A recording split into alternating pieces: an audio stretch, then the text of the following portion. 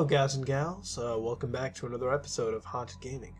This time we do another Earthbound creepypasta called Hackbound.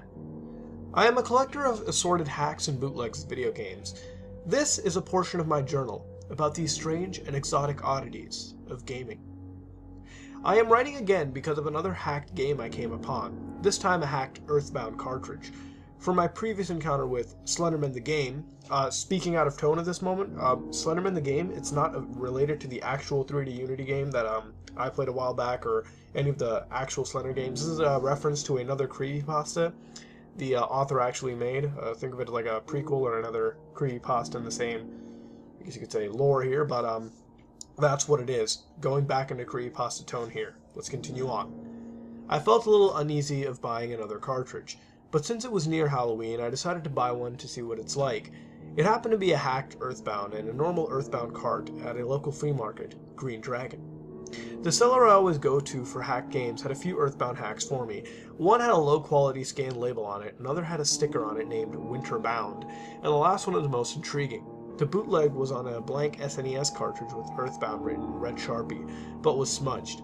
The seller said they couldn't get the game to work due to lockout, but from what they told me, the previous owner, that this was a really nice hack with some eerie stuff in it.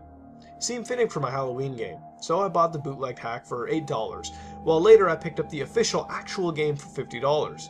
I was able to get it cheap because one seller had to get rid of his SNES games without knowing prices, and the reseller, who usually inhaled games like they were his sustenance, was sick. When I brought the games home, the SNES first locked out the hacked cartridge. To counter this, I made a cartridge specialized to bypass the lockout chip for my hacked games. I succeeded and was greeted to the game's first intro, which was unchanged. After I started a new game, I saw burning houses, heard 16-bit screeches, and the music to the Sonic CD's boss battles. Yeah, that creepy song, which was somehow sampled to play on the SNES, with a story that said this: in 1990X, in a small town in America, the evil demon Gygus was unleashed. He destroyed the town and soon spread throughout the land. The only one left alive was a small boy named Ness. However, Gygus had something in store for him in the near future. Ness awoke to the sight of his half-destroyed house, and as he walked out to the door, a text box had appeared. It is quiet except for the sound of burning wood. Something has happened to your family, your friends, your town, and soon, you, get dressed and leave quickly. The screen faded out and into Ness, now dressed with his clothes slightly charred. I navigated through the wreckage of the house to stumble into the sister's room. There, I find a present with the item, Red Bat. I equipped it and realized that the present was next to a jumbled sprite of Ness's sister. The body, from what I could tell, looked bitten and scratched, as if by some animal, and fought the foe off with this bat. I saw a trail of pixelated red paw prints leading out to the door and followed it downstairs. There, I found the bodies of Ness's mom and their dog, King, who looked rabid, and as if he was beaten with a blunt object. The mom looked the same as Ness's sis did, torn up with bite marks and scratches, making it obvious what had happened. Ness was staring at the mess, locked in place like a cutscene for a minute, before returning to normal. Then I noticed the music. It was the On It theme. In reverse, though, with occasional changes in pitches and speed. The song continued through both Ness's house and On It. The scene was both sad and eerie at the same time, making me start to feel a little depressed. The hacker sure knows how to put on a good mood, I commented aloud. I hope the rest of the story can get even more twisted. I was getting ready for what was yet to come anxiously. Searching around the area of Ness's house and On It, I noticed Pokey's house was completely gone, as if it didn't exist, which for some reason felt a little odd to me. Also, the treasure hunter's house was destroyed with his dead body nearby, burnt. At the top of the hill, there was no meteorite, but a burning tree with several dead bodies around. After finding little in On It except for the dead mayor and an empty hospital, I went to Tucson and could only find a few spiteful crows that gave me only 2 or 3 experience points when I defeated them. Also, instead of the 16-bit sprite of the crow, it was the 8-bit sprite from the original Mother on the Famicom, the sprite that originally had a cigarette in its hand or wing. The music changed to the same kind of corruption On It had, but at this time it was Tucson's theme. Made sense. In the town, the only noticeable thing that was there was less dead bodies than On It, implying that the destruction was spreading slowly. After I started advancing through to the next town, I noticed that there was less and less destruction till the game started playing completely fine again. The only thing was that I was underpowered now, and still had no companions. In fact, there were no companions, as if they'd been erased from the plot entirely, leaving me all alone. When I got to summer, everyone was noticeably gloomy. The Runaway Five were getting ready to leave the town and said to Ness, "Run, drive, swim, don't stop," in order of left to right. After this point, some NPCs were telling Ness strange things like, "You're running out of time," and "You're too slow, you'll kill us all." So I left summer as soon as I could without having to do any quests. In fact, all I had to do was walk directly to the end.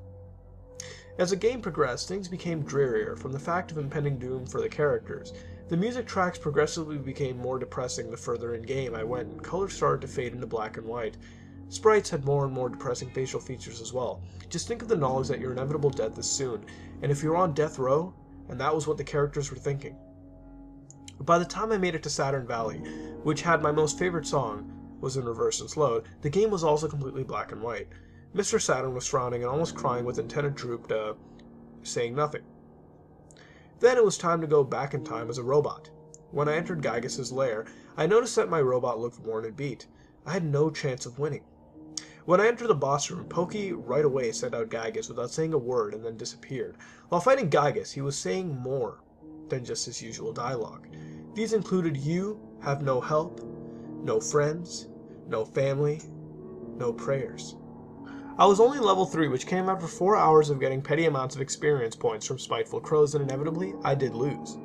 Instead of the retry screen, a cutscene appeared of the Earth being turned to fire. The caption below read, and this is in Japanese, by the way, I'll just put it up on the screen right here, which translates out to, "Look what you have caused.